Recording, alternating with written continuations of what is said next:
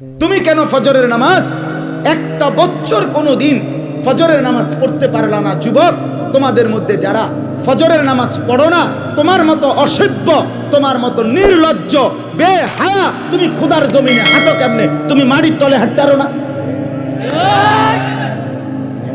তোমার মতো অসভ্য আর কোনো মানুষ হয়নি বেটা, বেহায়া কোথাকার।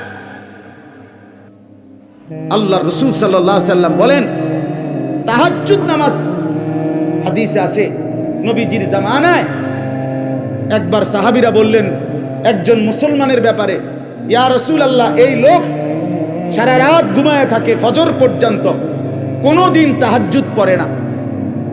তাহাজ্জুদ মানে ফজর না, ফজরের আগের নামাজ। কথা বোঝেন নাই আপনারা?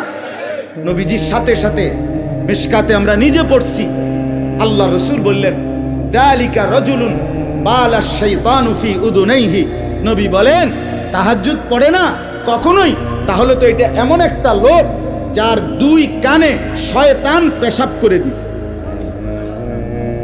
আছে কি না হুজুর? শয়তান মুত্তা দিছে তার কানে। তাহলে যেই যুবক, যেই মুসলমান ছেলে মেয়ে নারী পুরুষ একটা বছর 6টা মাস কোনোদিন ফজরের নামাজ পড়ে না, নবীজির সামনে যদি এই ডাকাইতের কথা বলতো তো কি বলতো?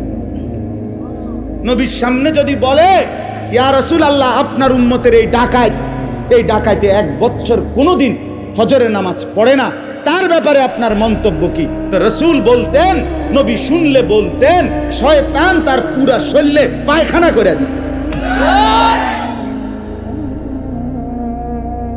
হ্যাঁ, লজ্জা থাকলে হাসো না। মানুষের বাচ্চা যদি হও, হাসো না। যদি মুসলমান মার ঘরে জন্ম নিয়ে থাকো, তো কেন সেজদা দিবা না? এই বেটা, কেন সেজদা দিবা না বেটা? নবীজি সাল্লাল্লাহু আলাইহি সাল্লামের স্পষ্ট হাদিস, ফজরের নামাজ যে পড়ে না, নবী বলেন, ওয়া ইল্লা আসবাহা খাবিসান নফস কাসলানান।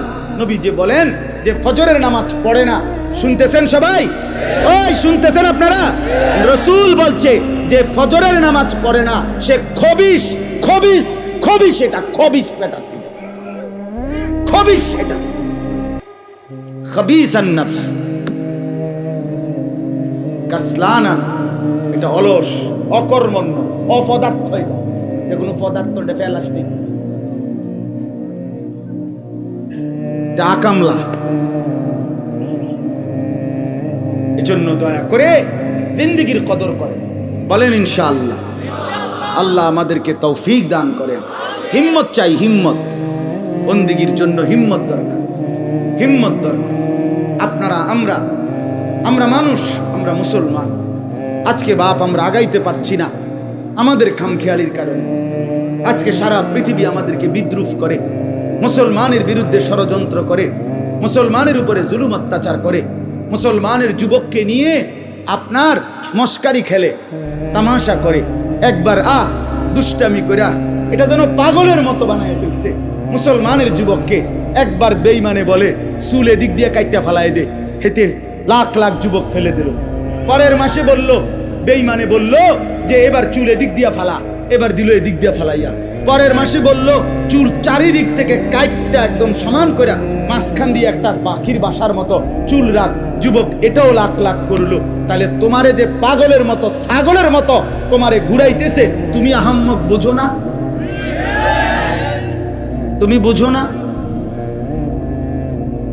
হ্যাঁ, তোমারে 3 বছরের ভিতরে কয়টা ফ্যান বদলাইলো? আমার 42 বছরের ভিতরে লুঙ্গি বদলাইতে পারলো না, অসুবিধা কি? তোমারে কে এতবার ফ্যান বদলাইলো? একবার সিফা, একবার ডোলা, একবার মারু আপ প্যান্ট, একবার ফুল আপ প্যান্ট, একবার মাঝখান দিয়ে সিরা, একবার পিছন দিয়া তুমি টাইন না এটারে উদাও, কাইডারে একবারে রাবার দিয়ে এনে গলার লগে লাগাইলে তার না। বাচ্চাদের কি ফ্যান কয়? এই যে একটা ফ্যান, হাফ প্যান্ট আছে না, এটা গলা সহ লাগাই এলা। ঘটনাটা কি বুঝা তো উচিত। আরে আমার লইয়া কেন শুরু করলি? আমি তো প্রায় বলি, আমি যদি এই লোকটারে এখন বলি, এই ছেলেটারে যে তুমি একবার দাঁড়াও, দাঁড়াইলো, আবার বইলো, আবার একটু কাইতো হইলো, আবার এদিকে কাইতো যে ঠ্যাং দুটো আলগি দাও, দিল ঠ্যাং আলগি। এরপর হে কি কইবো আমার, কবিটা কি পাগল ধরে আনছে? কথা বলেন না, বলবে কি না? আরে আরে এটা কি পাগল, এবার আমারও লইয়া গেরুম শুরু করছে কি, একবার কয় ডান দিকে, একবার কয় বাম দিকে, একবার কয় ঠ্যাঙ্গাল কি দাও, বলবে কি না? বলেন না কেন? যেই কোনো মানুষ বলবে এটা যে আমারও লইয়া কে পাগলামি শুরু করবে। তো আজকে মুসলমানের ছেলেদেরকে নিয়ে, যুবক যুবতীদেরকে নিয়ে বেঈমান এরকম তামাশা খেলতেছে, তামাশা মজাক করে, ঠাট্টা করে, খাই দেহি চাই চুলেন দিয়ে কই হালাই তো দেহি ফালাইনি, ও হালা এন দিয়ে ফালাই তো দেহি ফালায়, যেটা কয় বেঈমানে ওইটাই করে, যেটা বলে বলছে বেড়ি লইয়া মোটরসাইকেল চালাও, হ্যাঁ দিল তো ছাইরা, ডাকাততে ছাড়লো, কক্সবাজার গিয়ে থাম। অসভ্য মেয়েরা বলছে পিছন দিক দিয়া জড়াইয়া ধরো, এটাই ডিজাইন, দিল ধরাইয়া ধইরা, লাখ লাখ মানুষ দুই পাশে রাস্তা থেকে দেখতেছে, আর এই অসভ্য বেহায়া একটা যুবতী সে যুবকের পিছন দিয়া জড়াইয়া ধইরা ঢাকা থেকে চিটাং যাইতেছে। হায় হায় হায়, মানুষ এত নিকৃষ্ট হয় কেন? মানুষ এত নির্লজ্জ হয় কেন? মানুষ এত বেহায়া হয় কেন? বলেন মিয়া, জিন্দিগি মানেই মোবাইল, জিন্দিগি মানেই ফেসবুক, জীবন মানেই ইউটিউব, জীবন মানেই এই বড় মোবাইল। আমরা পৃথিবীতে আসছি শুধু এই মোবাইলের জন্য ভাই। রাত নাই, দিন নাই, সকাল নাই, দুপুর নাই। আহা, কেমনে বললে বুঝবে? আমার মাঝে মাঝে পাগলের মতো অস্থির হয়ে যায় যে হায়, কেমনে বললে বুঝবে আমার সন্তানেরা, আমার বন্ধুরা, আমার ছেলেরা, আমার যুবক যুবতী বোনেরা, ভাইয়েরা কেমনে বুঝবে যে এটা তো তাদের জিন্দিগি শেষ করে দিচ্ছে, জীবন শেষ করে। অভিভাবকের গাফলতি, সন্তানদের বেপরোয়া জিন্দিগি আমাদের দেশ, আমাদের সমাজ, আমাদের ইসলাম, আমাদের দিন একেবারে শেষ করে দিচ্ছে। অভিভাবকও গাফেল, সবাই গাফেল, সবাই গাফেল। আল্লাহ আমাদেরকে মাফ করে দেন। এজন্য প্রিয় ভাই আমার, ফিরে আসেন, প্রত্যেকের কাছে অনুরোধ করছি, আল্লাহ তাআলার বন্দিগির দিকে ফিরে আসেন, ইবাদতের দিকে ফিরে আসেন। আল্লাহ তাআলা প্রত্যেককে তৌফিক দান করেন। আমি একটা আয়াত পড়ছি, আয়াতের তর্জমা বলি, কথা শেষ হয়ে যাবে ইনশাআল্লাহ। কোরআনুল কারীমের 9 নম্বর পারা, 7 নম্বর সূরা, সূরাটার নাম সূরা আরাফ। এই সূরার 157 নম্বর আয়াত। এই একটি আয়াত আমি তেলাওয়াত করেছি শুরুতে। এবার এই আয়াতের তর্জমাটা বলি। আগে পুরা আয়াতের ব্যাপারে দুইটা শিরোনাম বলি, সংবাদ শিরোনাম, শুরু কথা আগে শিরোনাম বলি আর কি। শিরোনামটা হলো এই, আল্লাহ তাআলা এখানে দুইটা কথা বলছেন, মৌলিক কথা।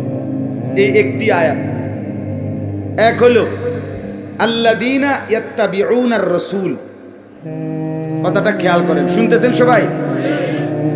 আল্লাহ তাআলা বলেন যারা অনুসরণ করবে রাসূলকে। কাকে? এই একটা কথা। এরপর আরো কিছু কথা আছে, এটা পরে কম। কি? এক নাম্বার কথা হলো যারা অনুসরণ করবে রাসূলকে। রাসূল বলতে কে? প্রিয় নবী সাল্লাল্লাহু আলাইহি ওয়াসাল্লাম। এরপরে লাস্টের দিকে আইসা আয়াতের শেষে আরেকটা কথা আছে, ওয়াত্তাবাউন নূরাল্লাযী উনজিলা মাআহু, এবং যারা অনুসরণ করবে ওই আলোকে, ওই নূর যেটা আমি আমার রাসূলের উপরে নাজিল করেছি। সেটা কি? সেটা কি? আমি আমার বন্ধুকে যেই আলো নাজিল করেছি, নূর, সেই নূরকে মানে আলোকে, সেই কোরআনকে যে অনুসরণ করবে। তাইলে অনুসরণের বস্তু দুইটা। অনুসরণের বস্তু কয়টা? একটা হলো কোরআন, আর একটা হলো কি? রাসূলুল্লাহ সাল্লাল্লাহু আলাইহি সাল্লামের জিন্দেগি, সুন্নাত। সুন্নাত একটা। তাইলে আল্লাহ তাআলা বলেন আল্লাযীনা ইয়াত্তাবিউনার রাসূল, যারা অনুসরণ করবে রাসূলকে, আর ওয়াত্তাবাউন নূরাল্লাযী উনজিলা মাআহু, এবং যারা কোরআনকে অনুসরণ করবে, আল্লাহ বলেন তাদের ফলাফল কি হবে? এই দুই অনুসরণ করার কারণে তাদের রেজাল্ট কি হবে? উলাইকা হুমুল মুফলিহুন, এরাই হবে সফল কৃতকার্য জান্নাত। এই হলো পুরা আয়াতের সংবাদ শিরোনাম, মানে ছোট কথা। কথা বুঝছেন কিনা বলে? তাইলে কি বুঝলেন? যে যারা রসুলকে অনুসরণ করবে এবং কোরআন অনুসরণ করবে, আল্লাহ বলেন তারা হবে কি? সফল। বলেন না কি? কৃতকার্য, জান্নাতি। তারা কি হবে বলেন? মুফলিহুন। তারা কদ আফলাহাল মুমিনুন, যে আল্লাহ বলে মুমিনরা সফল। তো আল্লাহ পরে জিজ্ঞেস করেন, আল্লাহ সফলতা বলতে মানে কি? সফল কি? তারা আগে চাইতে ভাত মাছ বেশি খাবে নাকি? বিল্ডিং টিল্ডিং পুরা ফুল টাইলস, এটা না। আল্লাহ বলেন আল্লাযীনা ইয়ারিসুনাল ফিরদাউস, সফল মানে ও চিরেই তারা জান্নাতুল ফিরদাউসের উত্তরাধিকার। তাহলে সফলতা মানে জান্নাতি হওয়া। সফলতা মানে কি হওয়া বলেন না? আমরা বুঝি না, আমরা বুঝি না বাপ। আমরা বুঝি সফলতা মানে দুনিয়া অর্জন। দুনিয়া অর্জন, যেটা তার 3 ছেলের বিদেশ পাঠাইছে, 4টা মেয়ে বিয়ে দিছে, বা 2 বিল্ডিং করছে, 4টা করে রুম, ভিতরে 2টা করে বাথরুম, টাইলস ওলা। আগে পূর্বপুরুষ মাটিতে মুচ্ছা পড়া, মনে পড়া টাইলসের মধ্যে। অনেক বড় সৌভাগ্য, কপাল, সান কপাল। টাইলসের মধ্যে এটা এত বড় নিয়ামত আর কি হতে পারে? বাবা সফল। অন্য মানুষ হেবড়ারে কয় আপনি কি? আপনি তো সেরে গেছে। উনি সেরে গেছে। কি লেগে সেরে গেছে হেবড়া? ওই যে হেবড়া 3 ফুট বিদেশ, মেয়েও বিয়ে দিয়ে ফেলছে, বিল্ডিংও করে লাইছে, আর সমস্যা কি তা ওনার? বুঝেন নাই কথা? আমরা মনে করি উনি সেরে গেছে, উনি সফল, উনি কৃতকার্য। আমি যদি প্রশ্ন করি, আপনার 3 ছেলে 3 জন নামাজ পড়ে তো? আমি যদি প্রশ্ন করি, আপনার 3 ছেলে বহির্বিশ্বে ইনকাম যে করে শতভাগ হালাল? আপনার 3 ছেলের বউ পর্দা করে তো? আপনার 4টা মেয়ে বিয়ে দিছেন, শ্বশুর বাড়িতে তারা নামাজ পর্দা ঠিকমতো করে তো? নায়নাতপুর ছেলে পেলে সবাই আল্লাহর কোরআন পড়তে পারে তো? তখন আর কোনো জবাব আসবে না। তখন আর কি আসবে না? জবাব আসবে। সফলতা কিভাবে হলো? সফলতা কিভাবে হলো বলে? এজন্য বাপ আমার, এক মুসলমান পরিচয় দিলে, আমরা যদি নিজেকে পরিচয় দেই মুসলমান, আমরা যদি বলি আমি মুসলমান খোদার কসম, তাইলে আমাদের সফলতা দুনিয়া অর্জন না। দুনিয়া অর্জন হইলে সফল হয় না। দুনিয়া অর্জন হইলে যদি সফল হতো তো সমস্ত কাফের বেঈমান তারা 1 নম্বরে সফল। কারণ আজকের পৃথিবীতে এখনো গোটা পৃথিবীর মুসলমান একত্র হয়ে কামাই রোজগারি করলে ইউরোপ আমেরিকার 2-4-10 জনের টাকার সমানও হবে না। আমরা যখন 10 তলা বিল্ডিং দেখে মনে করি বেটা বিরাট বড় লোক, ইউরোপ আমেরিকা এগুলা গণা তো ধরে না, গণা তো ধরে। আমি আপনার ওই আমার যেই প্রাইভেট কার, এটা জাপানি মডেলের গাড়ি, মানে সবচেয়ে কম দামি গাড়ি জাপানি মডেলের প্রোবক্স। এটা হলো সব জাপানি মডেলের প্রাইভেট কারের মধ্যে সবচেয়ে কম দাম, যেটা 8,60,000 টাকা দিয়ে আমি কিনছি। তো আমি পরে খবর নিলাম, এটা হলো ওই দেশে তারা তাদের বাজার খরচা টরচা মাল টাল, হ্যাঁ, এবং ছাগল টাগল লইয়া এটার ভিত্তি করে মাল নেয়। এইটা হইলো আমি চলি বেল আসেনি কোনো কথা বলেন না কেন? মানে যেটি দিয়ে হারা কি করে আপনার এই ফাঙ্গাস তেলাপিয়া দৈন্যতা কাঁচামরিচ নেয় ভাই।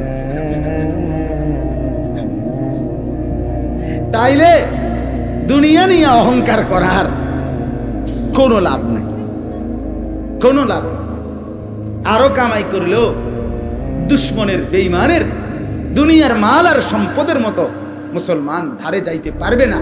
কেন পারবে না? প্রশ্ন হলো রব্বুল আলামিনের ওয়াদা, দুনিয়া আমি আমার ইমানদার বান্দাদেরকে পূর্ণ দেব না। কথা বলেন না কেন? আল্লাহ নিজে বলছে আমি দেব না বেটা, আমি আমার ইমানদার বান্দাকে জান্নাতে আখিরাতে পূর্ণ নিয়ামত দেব। সেদিন তারা ফালা তা'লামু নাফসুম মা উখফিয়া লাহুম মিন কুররাতি আ'য়ুন, দেখবে জান্নাতের নিয়ামত, এক এক নজরে চোখ ঠান্ডা হয়ে যায়, চোখ ঠান্ডা হয়ে যায়। তো এজন্য বললাম সফলতা আখিরাত, সফলতা জান্নাত, সফলতা ডান হাতে আমলনামা পাওয়া, সফলতা কবরে 3টা প্রশ্নের জবাব ঠিক মতো দিতে পারা, সফলতা হাসরের ময়দানে মিজানের পাল্লায় নেকি ভারী হওয়া, সফলতা ফুলসেরাত বিজলির মতো পার হওয়া, সফলতা অনন্তকালের জান্নাত লাভ করা, সফলতা আল্লাহ তাআলার দিদার নসিব হওয়া, সফলতা রব্বুল আলামিনের সন্তুষ্টি লাভ করা। ওয়া রিদওয়ানুম মিনাল্লাহি আকবার। আল্লাহ বলেন আমার সন্তুষ্টি সেটাই হচ্ছে সবচেয়ে বড়, সবচেয়ে বড়। ফামান যুহজিহা আনিন নার ওয়া উদখিলাল জান্নাহ ফাকাদ ফাজ।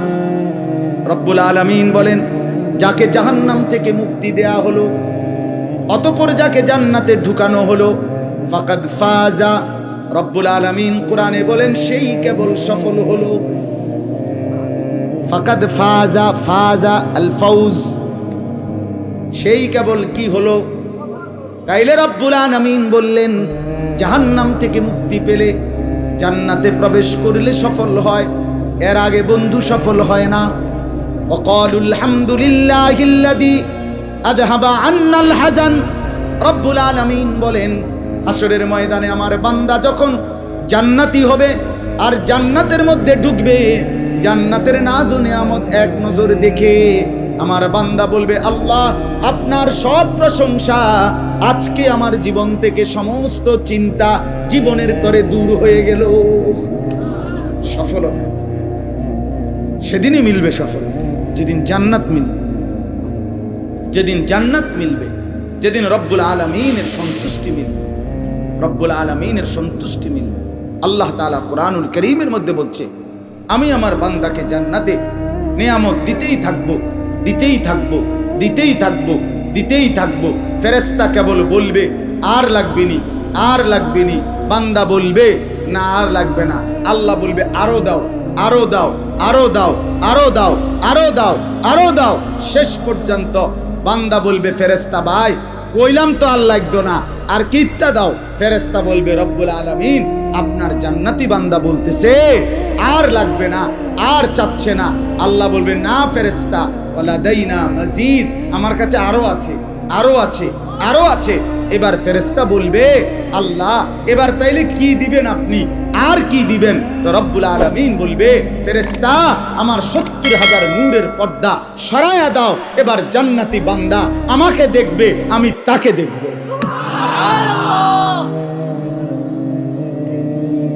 হ্যাঁ এটা ইয়াকিন আমাদের, আলহামদুলিল্লাহ এটা হবে নিশ্চিত, হবে নিশ্চিত। বন্ধু আমার, তুমি যদি সিনেমার নর্তকীর কথা বুঝতে পারো, তুমি যদি টেলিভিশনের ফুটবল ক্রিকেটের খেলোয়াড়ের মতো কথা বিশ্বাস করতে পারো, তুমি যদি টেলিভিশনের খবর মানতে পারো, স্বীকার করো আমি আরশে আজিমের মালিক আল্লাহর কথা স্বীকার করব না কেন? কথা বলেন না কেন? আমনে দি শিক্ষারাই এখন খবরে কইছে বেড়া, খবরে সঠিক না হলে নি খবরে কয়, আমনে বেড়িতে কইছে খবরের ভিতরে, আমনে তেইটা এত মজবুত হয়ে গেল। তাহলে দুনিয়ার মহিলা বললে আপনার কাছে যদি টেলিভিশনের খবর এত নিশ্চিত হয়, আমার কাছে আমার রব্বুল আলামিনের খবর, আল্লাহর কথা, রসুলের কথা, সেটা আমার কলজার মধ্যে নিশ্চিত হবে না কেন?